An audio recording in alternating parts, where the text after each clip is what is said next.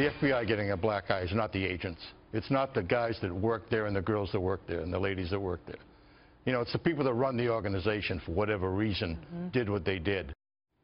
Well, that was James Kallstrom on this broadcast 2 nights ago.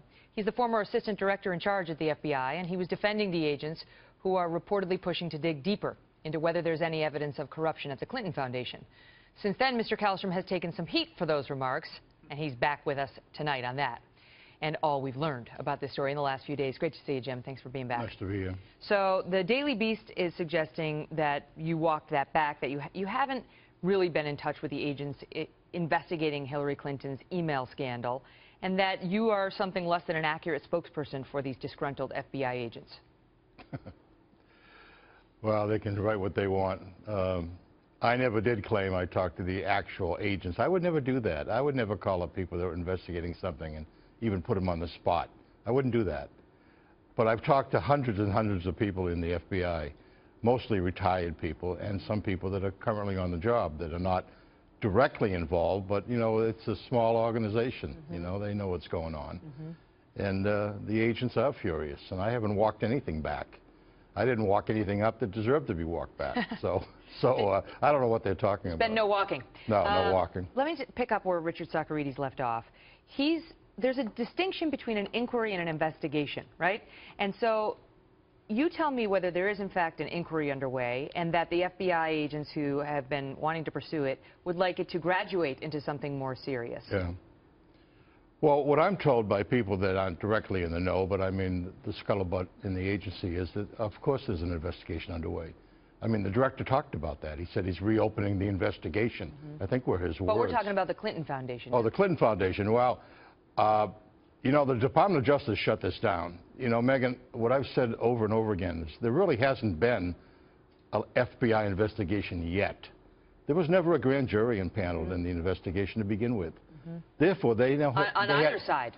Yeah, they had email inquiry or the Clinton Foundation. So they had no way to compel anything. They had no subpoena power. They had no search warrants.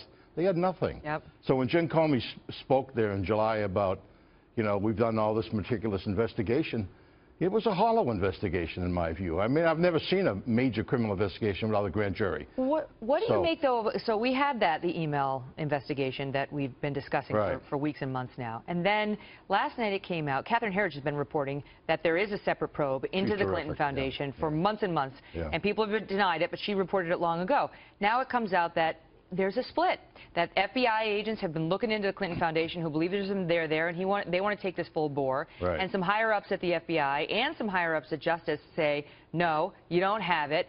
You got hearsay, you got stuff from the Peter Schweitzer book. It isn't good enough.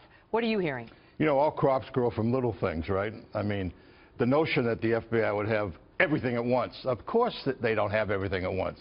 Of course the agents have, in their view, probable cause to look further. I mean, that's how these investigations happen. But you can't do that without, you know, subpoenas and warrants. And the Attorney General of the United States is not supporting any of these things. Is that shocking? It's not shocking to me. I mean, there's no way they're going to indict anybody in this administration. The reporting is that obviously Loretta Lynch is believed to be sympathetic toward Hillary Clinton. We've seen reporting suggesting that, at least. You know, she would deny that. But there's other reporting saying that a lot of these agents within the FBI are very pro-Trump. There was some reporting saying that it's effectively Trump land. That a piece in The Guardian says one current agent describes the Bureau as Trump land. And they're suggesting one agent told the publication that Clinton is considered the Antichrist personified. Do you believe that? I don't think it's Trump land, but I think it's people that are sick and tired of the lack of the rule of law being brought forward and due process being brought forward. And they're frustrated that they cannot conduct investigations properly. And the Department of Justice is stonewalling at every turn. I mean, just look at the WikiLeaks stuff. I mean, it's clear. It's very clear what's going on. And it's not going to change. It's not going to change till there's a different president. And if Hillary Clinton's the president, that's not going to change. And we're going to have a constitutional tussle, big time. Are you surprised to see FBI agents leaking like this? I don't remember. Well, you know, I don't know for a fact that they're leaking, but someone's telling stuff to people. Yeah. Well, they're very, very frustrated. They see the whole due process thing going down the tubes. The whole, you know, we're a nation of laws. We do things to protect the little guy, the big guy. You know, we don't take sides in politics. We never have. I never did. I never did that. I never thought of anything about politics in my investigation. You think they perceive the agency or some at Justice as taking sides? Without question, that's what's happening. I mean, you'd have to be deaf, dumb, and blind not to see that. Of course that's what's happening. I mean, just look at what's in the public domain. I mean, look at the stuff that they left on the table. Top secret code word documents. You know, back in the old days, you got shot with a firing squad for that stuff. And even today, you should go to Leavenworth for 20, 30 years. That's what happens.